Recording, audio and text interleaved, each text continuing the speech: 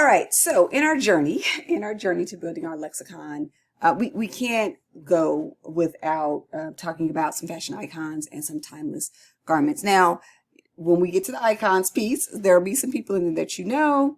There'll be some people in there that are probably not there, that you think should be there. Really from a historical perspective, you're not an icon till you're gone. I hate to say it in many ways. History doesn't make you a winner till you're gone, but for the purpose of these slides, I'm going to talk about some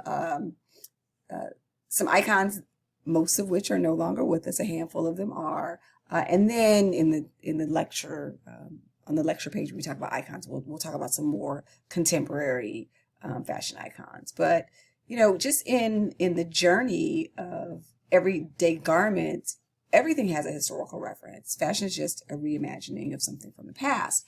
And if we look at the image that's here on our screen, we see that this is it's a goddess dress, right? That's what we would call it. We would call it a goddess dress, and it is a design that was worn by the ancient Greeks and ancient Romans. But if we start pulling words out of our lexicon, we would say that this is an asymmetrical, multi-layered, one shoulder, maybe say cold shoulder dress. It looks like it's probably made of a jersey knit fabric with embellishments, right? Those are all words in our lexicon. And that's not how we would describe the dress that ancient Roman or Athenian wore. But the fashion world relies really heavily on reference points, right? They, use terminology they use regular terminology, but then they use special terminology as well. And, in this communication style that relies so much heavy on reference points, they may be talking about a specific designer's work. They could be referring to a specific icon, or they could be making a reference to a very specific garment, right? So if we think about garments across time, there's some points in fashion that a dress or a garment, an outfit made a statement. And again, since I'm at a different age than you, what mine are and what yours are may be different, but I want you to think about what yours are, right? But for me, some of the statements was the swan dress, right? That Bjork one, Gaga in the meat dress, Sharon Stone wearing a Gap turtleneck paired with a ball gown to an awards banquet.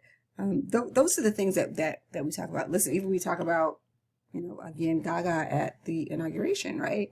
Her dress is from an iconic designer. The dress itself wasn't an iconic, but as soon as we found out who made it, we're like, oh, we know who that is, right?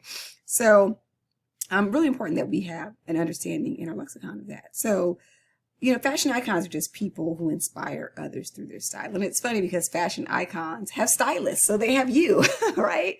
They have you to actually pick their garments. And, they're usually high profile people. They're models and actresses and musicians and socialites and politicians or politicians' wives that have a memorable style, right? So I think Michelle Obama could do no wrong. Her stylist, Meredith Coupe, I don't want to say I want to meet her. I don't want to say I want to meet her more than Michelle Obama, but on the people that I want to meet, she's right in there, right? Meredith Coupe, well, of course, Michelle Obama, but Meredith Coupe in there as well. They really have done a great job of defining Michelle's style as still conservative, slightly daring, and fashion forward, and when Meredith and actually when Michelle Obama talks about why they chose what they chose, they're intentional and they give us great descriptors of why they chose the garments that they chose. And, that as a stylist, it's going to take more than you just mentioning a designer's name or a reference to a time period for people to know that you have an understanding what you're talking about.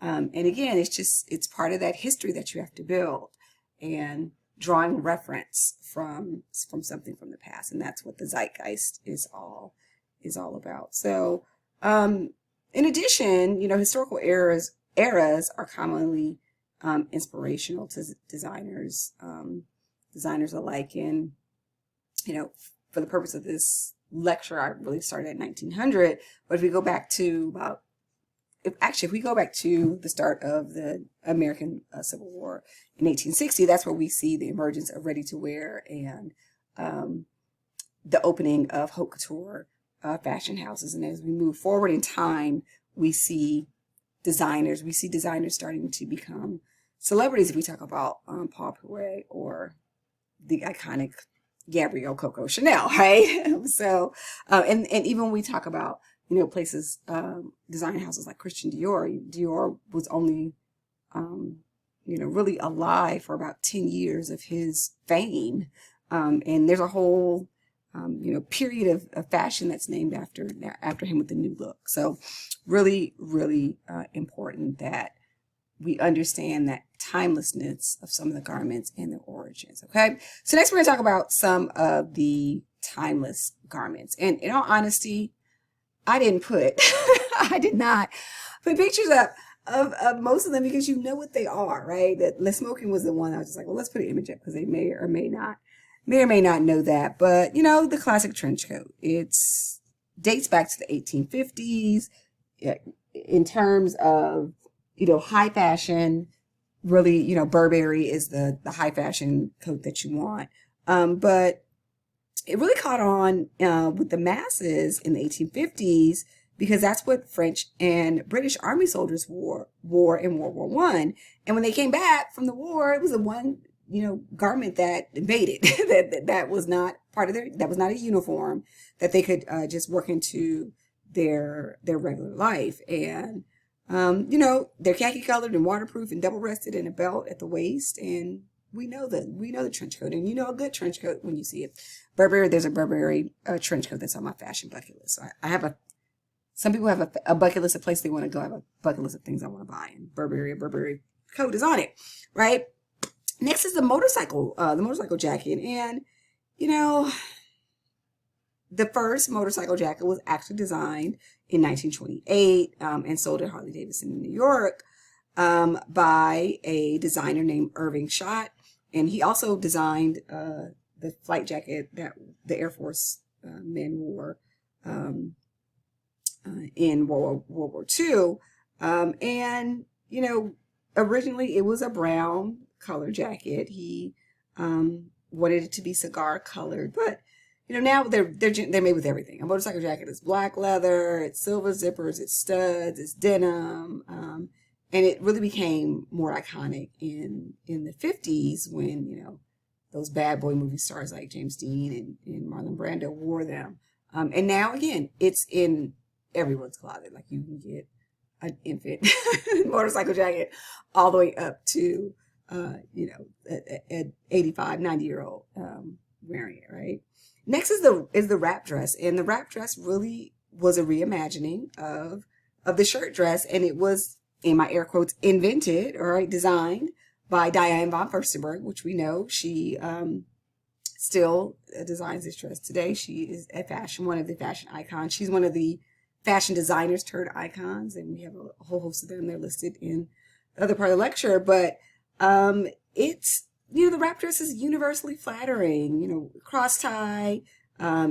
She originally designed it in 1974 as a jersey dress, and between 74 and 76, she sold more than 5 million dresses. And Vogue magazine said that this was a symbol of women's sexual liberation. Right? Who would think that a garment would be considered liberating? Right?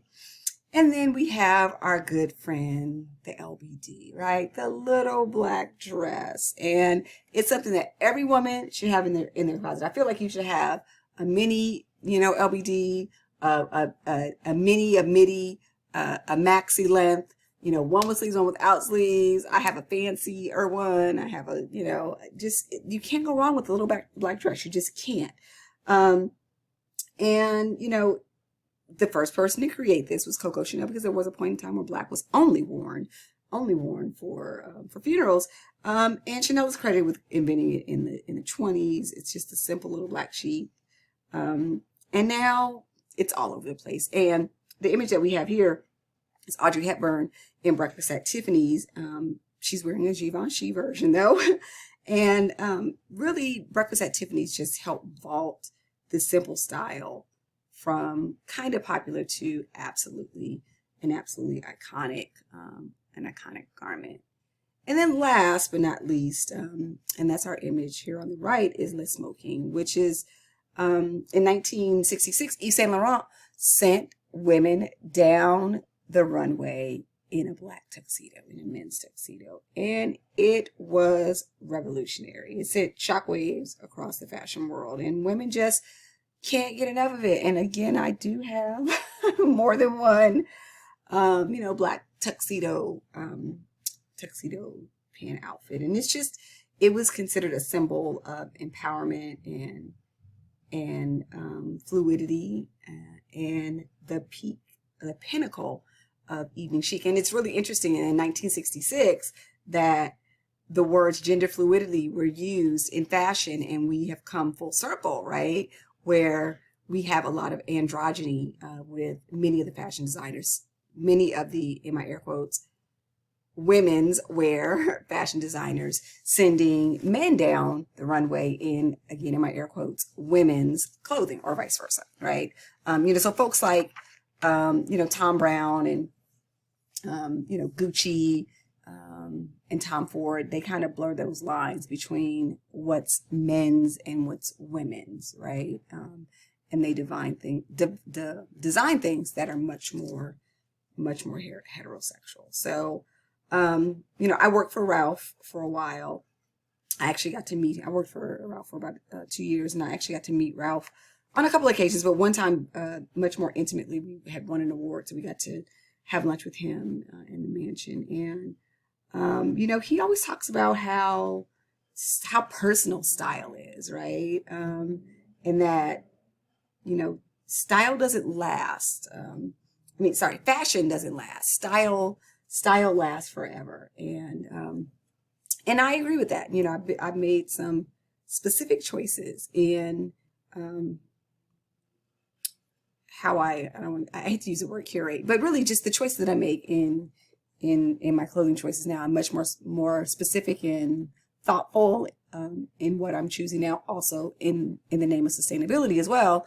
That I pick things that are classic and timeless and that are going to last. And I have at least half a dozen. I know more than that, probably, because I'm on cashmere sweaters. I probably have 2 dozen garments in my closet that are more than 15 years old that are still wearable and in good shape. And when I wear them, I still get compliments on it. That makes sense. And I actually have a couple handbags and one really amazing pair of Ralph Lauren riding boots that are just timeless, right? I have a brown riding boot and a couple of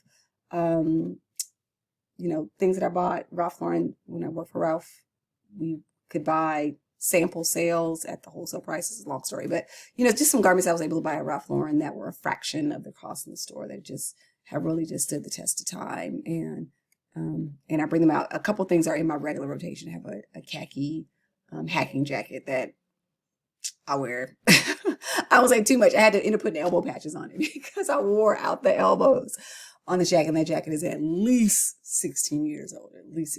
So really important that we understand, what these timeless garments are. We can put them in our lexicon. And again, for 4 of them, I didn't even give you an image of them because I know that you know what they are, right? If we say trench coat, we know what a trench coat looks like. We also know what a high-end trench coat looks like, or the designer trench coat looks like. Motorcycle jackets are across the spectrum in terms of price points, as well as wrap dresses, LBDs, and the smoking. So next we're going to move on to just some cultural inspiration for stylists and just to build your fashion lexicon.